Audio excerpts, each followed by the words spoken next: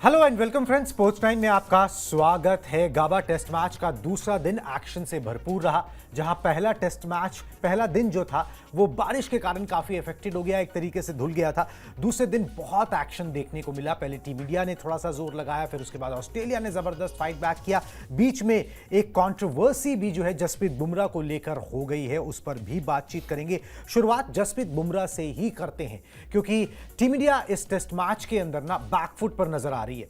अकेले जसप्रीत बुमराह पड़ गए। अगर जसप्रीत बुमराह का साथ किसी ने दिया होता तो ये हालात नहीं होते। ऑस्ट्रेलिया दूसरे दिन का खेल खत्म होने तक उन्होंने 405 रन बना लिए हैं 7 विकेट के नुकसान पर। यहां पर तो ये RIG sports update, 405 run Australia ने बना लिए दूसरे दिन का खेल खत्म होने तक 7 विकेट के नुकसान पर। बुमराह ने जो है 5 विकेट झटके।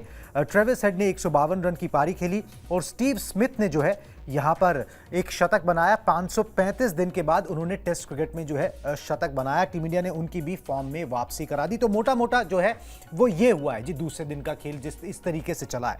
मगर अब आपको समझ में आ गया होगा कि अगर जसप्रीत बुमराह का साथ किसी ने दिया होता तो फिर ऑस्ट्रेलिया 400 नहीं टपता, 400 पार नहीं होता। टीम इंडिया के लिए खतरे की घंटी नहीं बजती। 7 में से 5 विकेट तो अकेले बुमराह ने ही यहां पर चटका लिए। बुमराह के पॉइंट ग्राफिक्स दिखाएं किस तरीके से उन्होंने जो है ये कमाल किया है। एक तरफ से जो है सबसे ज्यादा गेंदबाजी उन्होंने सेकंड डे में की, या फिर अभी तक जो टेस्ट मैच हुआ उसमें की है। 25 ओवर बुमराह ने डाले, किसी और भारतीय गेंदबाज ने 25 ओवर गेंदबाजी नहीं की।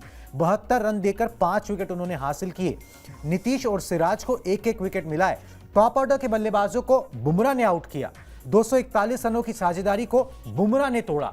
तो बुमराह के अगर ये 5 विकेट हटा लें तो फिर टीम इंडिया किस सिचुएशन में नजर आएगी आप सोच लीजिए। एक अकेला खिलाड़ी, एक अकेला गेंदबाज जो लगा हुआ है, उनको प्रॉपर साथ नहीं मिल रहा है। कॉम्पैक्ट बॉलिंग यूनिट जो है वो टीम इंडिया का नजर नहीं आया। हथियार डालते हुए बाकी सब नजर आए, बुमराह ने हथियार नहीं डाले, कोशिश करते रहे। उसका नतीजा ये रहा कि वो फाइफर लेने में कामयाब रहे। वो तो फाइफर लेने में कामयाब हो गए, लेकिन टीम इंडिया ऑस्ट्रेलिया को रोकने में कामयाब नहीं रही। अब एक पर्टिकुलर गेंदबाज के फाइफर लेने से होगा भी क्या, जब टीम गेम है। 11 खिलाड़ी उनकी टीम के भी खेलते हैं, 11 खिलाड़ी हमारी टीम के भी खेलते हैं, लेकिन अंत में आपको टीम में दिख कौन रहा है, एक्टिव कौन दिख रहा है पिछले 3 टेस्ट मैचेस से, वो सिर्फ जसप्रीत बुमराह हैं, जिन्होंने थोड़ा सा ऑस्ट्रेलिया की नाक में दम करके रखा है पिछले तीनों टेस्ट मैच से। चाहे बात पर्थ की हो, एडिलेड की हो, या फिर अब सिडनी टेस्ट ये गाबा टेस्ट मैच की भी हो, हर बार चले हैं तो सिर्फ बुमराह चले हैं और दूसरा कोई गेंदबाज उनका साथी नहीं बन पाया, उनका साथ नहीं दे पाया, जिसके कारण ऑस्ट्रेलिया की टीम 400 रन बनाने में कामयाब रही।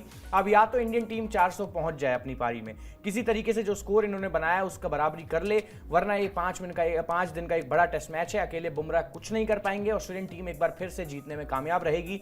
रोहित शर्मा एक बार फिर से बेहद एवरेज कप्तानी, बेहद औसत दर्जे की कप्तानी, जितना कहा जा सके कि अटैकिंग और एग्रेशन बिल्कुल नहीं नजर आया। तो अकेले बुमराह भी इस सीन में क्या कर लेंगे भाई, 5 ले लेते, 6 ले लेते, 7 ले लेते, लेकिन अब ऑस्ट्रेलिया तो 400 पार कर चुका है। बिल्कुल जी। एक चीज और हुई है, वैसे तो ऑस्ट्रेलिया ने यहां पर अपना एक एज हासिल कर ही लिया है। अब टीम इंडिया के बल्लेबाज नहीं चले तो मुश्किल हो जाएगी, मगर अगर स्पेसिफिकली बुमराह की बात करें तो कपिल देव से वो आगे निकल गए हैं। मगर टेस्ट मैचेस में आउटसाइड एशिया की बात करें तो कपिल देव ने 9 बार फाइफर लिया था, मतलब एक पारी में 5 विकेट लिए थे। जसप्रीत बुमराह ने 10 बार ये कमाल कर दिया है। तो आप सोच सकते हैं कि भाई कितने इफेक्टिव ये गेंदबाज है जो कपिल देव की उस रिकॉर्ड से आगे निकल गया है। चलिए जी, ये तो हो गई उनके मैदान पे खेल की बात। कभी भी कोई कमी पेशी होती नहीं, अपनी तरफ से 100% देते हैं। टीम इंडिया अगर थोड़ी बहुत बची हुई है तो बुमराह के कारण ही बची हुई है। अब बुमराह पर एक कंट्रोवर्सी भी हो गई है। ईशा गुआ है, इंग्लैंड की तरफ से क्रिकेट खेलती हैं, वैसे भारतीय मूल की हैं, खेलती थीं, अब कमेंट्री करती हैं। तो उन्होंने कमेंट्री करते हुए कुछ ऐसा बोल दिया जो कि नस्लीय टिप्पणी, मतलब कि रेसिस्ट कमेंट में आ जाता है। बुमराह पर उन्होंने एक टिप्पणी कर दी। बुमराह पर नस्लीय टिप्पणी कर फंस गई हैं ईशा गुहा। फॉक्स क्रिकेट पर कमेंट्री करते हुए उन्होंने ये टिप्पणी की। बुमराह को कहा मोस्ट वैल्यूएबल प्राइमेट। MVP का इस्तेमाल वैसे मोस्ट वैल्यूएबल प्लेयर के लिए किया जाता है, उन्होंने प्राइमेट बोल दिया। प्राइमेट का हिंदी में मतलब होता है बंदर। ब्रिटिश कमेंटेटर ईशा गुहा विवादों में इसके बाद घिर गई हैं। ब्रेट ली वहां पर थे, उन्होंने इस बात पर कोई भी टिप्पणी नहीं की, कोई जवाब नहीं दिया, क्योंकि उनको पता है कि मंकी गेट हो चुका है और मंकी गेट में क्या कुछ हुआ था, कितना विवाद हुआ था, दोनों टीमों के बीच में कितनी खटास पड़ी थी, बात कितनी बढ़ गई थी। अब दोबारा से वो बंदर वाला टिप्पणी जो है ना वो आ गई है। बिल्कुल बिल्कुल बिल्कुल, ये बहुत ज़्यादा मतलब एक सीधी सादी सीरीज चल रही थी जहाँ प्लेयर्स के बीच में थोड़ी अनबन ज़रूर हो रही थी, लेकिन कहीं ना कहीं अब आपने एक ऐसी बात करके मामला दूसरी साइड शिफ्ट कर दिया है। नस्लीय टिप्पणी पिछली बार भी हुई थी मोहम्मद सिराज के ऊपर, फर्क सिर्फ इतना है तब क्राउड ने करी थी, क्राउड की बातें दब जाती हैं, उनके अगेंस्ट कोई एक्शन ले लिया जाता है, लेकिन यहाँ एक पूर्व क्रिकेटर और एक मौजूदा कमेंटेटर, बहुत बड़ी आवाज़ इनको क्रिकेट की माना जाता है, पिछले कुछ समय से लगातार एक्टिव हैं, इतनी बड़ी बात कह दी, किसी को प्राइमेट कह देना, बंदर कह देना, चाहे वो किसी भी सेंस में कहा है, अब तारीफ आप ऐसे शब्दों में करोगे कि वो कहीं ना कहीं खराब लग जाएगी। और ये जानते हुए कि एंड्रू साइमंड्स और हरभजन सिंह का इतना बड़ा मैटर हुआ था कि वो आज तक भी लोगों के जहन में है, कोर्ट तक के चक्कर लग गए थे, हरभजन सिंह पे 3-4 मैच का बैन भी लग गया था। ये सब होने के बावजूद आपको क्या जरूरत थी ऐसे एक शब्द की इस्तेमाल करने की? भाई greatest of all time GOAT बोल देते, MVP आपने बोल ही दिया था, ग्रेटेस्ट बोल देते, या भी जो भी कोई शब्द आप बोल सकते हैं भैया उनको लेके तारीफ में 70 शब्द आप बोल सकते थे, लेकिन आपने चुना क्या उनको बोलना? प्राइमेट। तो मतलब क्या यहाँ पे जाहिर करना चाह रही थी, क्या बताना चाह रही थी? हालांकि इस पे तो सफाई आएगी, जब पूछा जाएगा सफाई आएगी, बिल्कुल आएगी, बड़ा मैटर है, इसमें ICC इंटरफेयर जरूर करेगा, पहले भी हुआ है, और अब यही है कि किस लेवल पे बुमराह और BCCI इसको ले जाना चाहते हैं वो ले जाना चाहेंगे। बाकी अभी ईशा गुहा की तरफ से अगर कोई सफाई इसको लेकर आए तो समझ में ज्यादा बेहतर आएगा। बिल्कुल जी, अब उनका कहने का मतलब क्या था, क्या कंटेक्स्ट था बोलने का, वो ये सफाई जो है आनी चाहिए, नहीं तो फिर ये मैटर जो है वो काफी बड़ा हो सकता है, क्योंकि नस्लीय टिप्पणी आपको पता ही है किस तरीके से वो मंकी गेट कांड हुआ था, हमेशा याद रहेगा। हरभजन सिंह वो भी कमेंट्री करते हैं तो वो भी इसके ऊपर जरूर बोलेंगे, मैटर बढ़ेगा, अभी ये मैटर बढ़ेगा। चलिए जी, इस मैटर के अलावा जो है एक मैटर मैदान पे चल रहा है और एक मैटर जो है ना वो दिमाग में चल रहा है। तो दिमाग में क्या चल रहा है ना, मैदान का आपको बता दिया, जो कंट्रोवर्सी हुई वो बता दी, जो दिमाग में चल रहा है वो हम आपको बता देते हैं। ट्रेविस हेड ने क्या किया है जी, अभी बताते हैं आपको।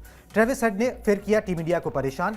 एडिलेड के बाद ब्रिस्बेन में भी उन्होंने जो है बोला, हेड का बल्ला जो है वो बोला है। 71 गेंद पर उन्होंने अपना अर्धशतक पूरा किया था। 115 गेंद पर ट्रेविस हेड ने अपना शतक पूरा कर लिया। 160 गेंद पर उन्होंने 152 रन की पारी खेली। भारत के खिलाफ उन्होंने 1000 टेस्ट रन पूरे कर लिए, जो उन्होंने अभी तक किसी भी कंट्री के खिलाफ नहीं लगाए हैं। पता नहीं क्या उनका टीम इंडिया से कनेक्शन है, टीम इंडिया के खिलाफ खेलते हैं, रन बनाते हैं और फिर जो है परेशानी का कारण बन जाते हैं। मजाक में ही सही, रवि शास्त्री ने बोला कि ट्रेविस हेड को लोग इंडिया के अंदर हेडेक बोलते हैं, ठीक है, कि भाई वो मतलब माथा घुमा देते हैं, और माथा घुमाने वाला काम उन्होंने एक बार दोबारा से कर दिया। अब ये तो हो गई मैच की बात। अब इसकी फ्लिप साइड क्या है? इसकी फ्लिप साइड ये है कि भाई दिखाएं दूसरा पॉइंटर, फिर बात करेंगे।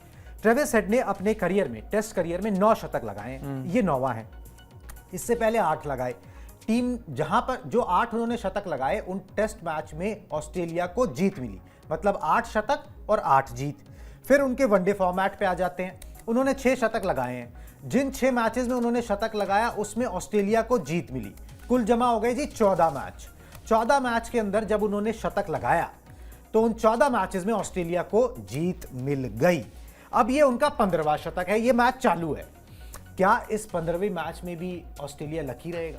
ये दिमाग में घूम रहा है कि भाई ट्रेविस हेड जब भी शतक लगाते हैं उनकी टीम जीत जाती है। यहां पर भी उन्होंने काम कर ही दिया है, मतलब बस अब इतना ही रह गया है कि दूसरी टीम जीते या फिर टीम इंडिया का एक कोलैप्स देखने को मिल जाए तो उस पर मोहर ही लग जाएगी फिर। बिल्कुल, ये मतलब एक तरह से ना बड़ा डिफिकल्ट सिचुएशन है। अब यहाँ से जीतना तो बहुत मुश्किल है, मैं यही कहूँगा।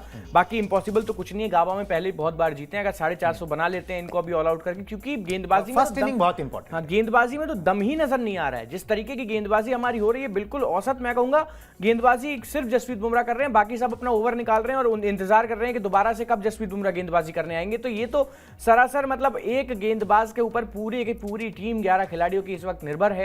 एक्सपेरिमेंट्स हो रहे हैं, पहले सुंदर आए, फिर अश्विन आए, अभी जडेजा आए, तीनों इनइफेक्टिव, किसी तरीके की कोई मदद नहीं ऑस्ट्रेलियन पिचेस पे, किसी तरह का अपना जादू कुछ नहीं कर पाए। जब नेथन लायन ही कुछ नहीं कर पाए पूरी सीरीज में, तो आप कहां उम्मीद करेंगे कि जड्डू यहां आके आपको 4-5 विकेट निकाल के दे देंगे। सेम गोज फॉर आकाशदीप।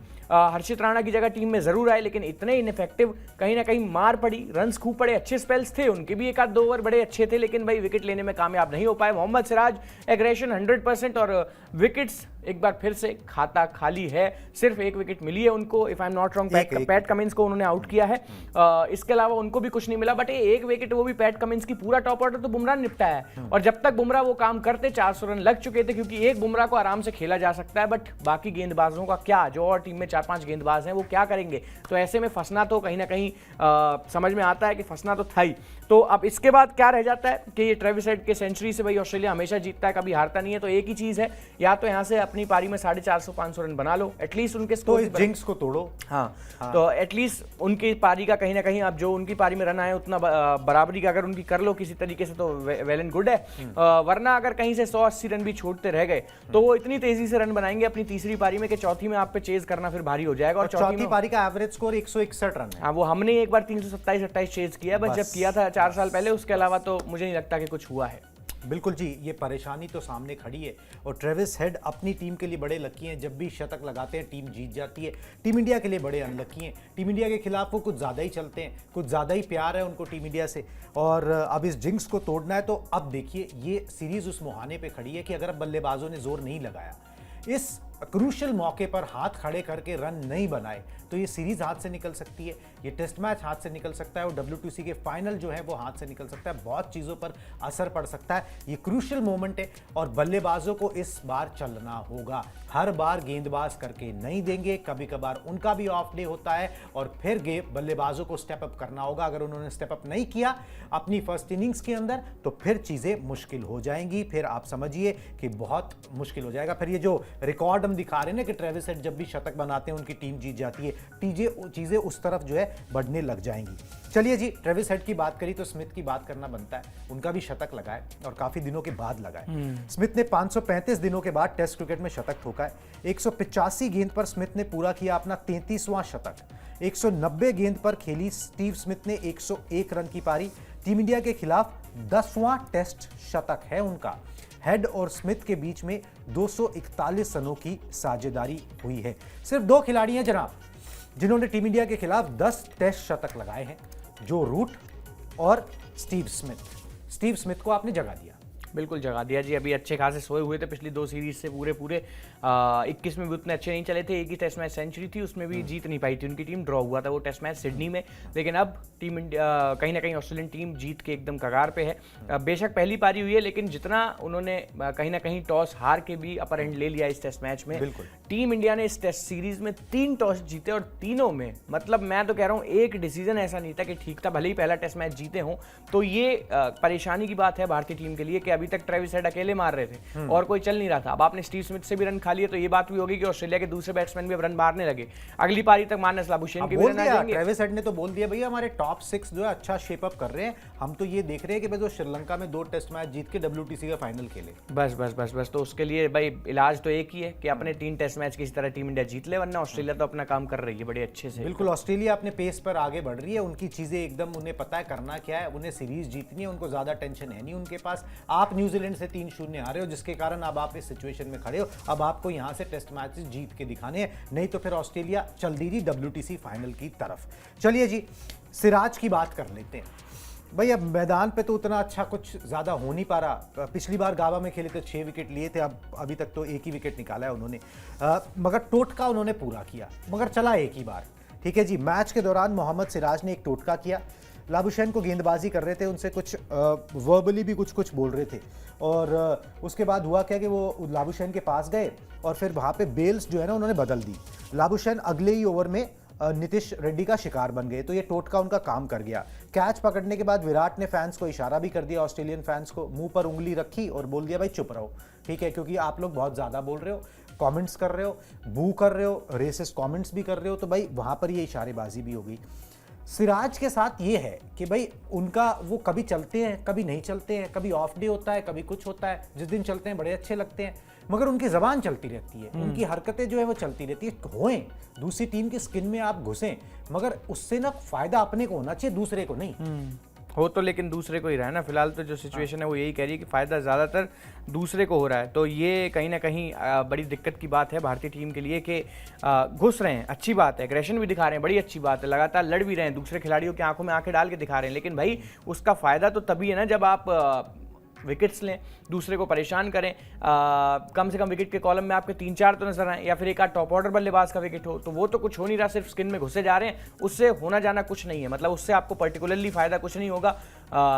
आबड़ ताबड़ी मैदान पे ज़्यादा क्रिएट होगी, उससे कोई फायदा नहीं है भाई। अगर आप अल्टीमेटली देखोगे किसी प्लेयर को एग्रेशन दिखाते हुए तो वो विकेट लेता है, कम से कम कुछ ऐसा करता है कि सामने वाले बल्लेबाज को परेशान करता है। सिराज तो इस पूरी पहली पारी में तो एकदम यूजलेस नजर आए, कोई फायदा नहीं हुआ उनकी गेंदबाजी का, किसी तरीके से उन्होंने अटैक में कुछ ऐसा नहीं किया कि ट्रेविस हेड को परेशान किया हो, कोई यॉर्कर नहीं, कोई बहुत ज़्यादा तीखा बाउंसर नहीं, सिर्फ रन दिए हैं। विकेट भी कोई बहुत ज़्यादा मेहनत कर रहे थे, जोर लगा रहे थे, लड़ भी रहे थे, टप्पा भी एक्यूरेट कहीं ना कहीं मारने की कोशिश कर रहे थे, लेकिन अल्टीमेटली तो जो बात है ना वो रिजल्ट्स की होगी। विकेट कितने लिए हैं उस खाते में, आपके में कॉलम में विकेट कितने, ये चीज़ देखी जाएगी। और सिराज इस बार ऑस्ट्रेलिया में वो सिराज नजर नहीं आ रहे जो पिछली सीरीज में नजर आ रहे थे।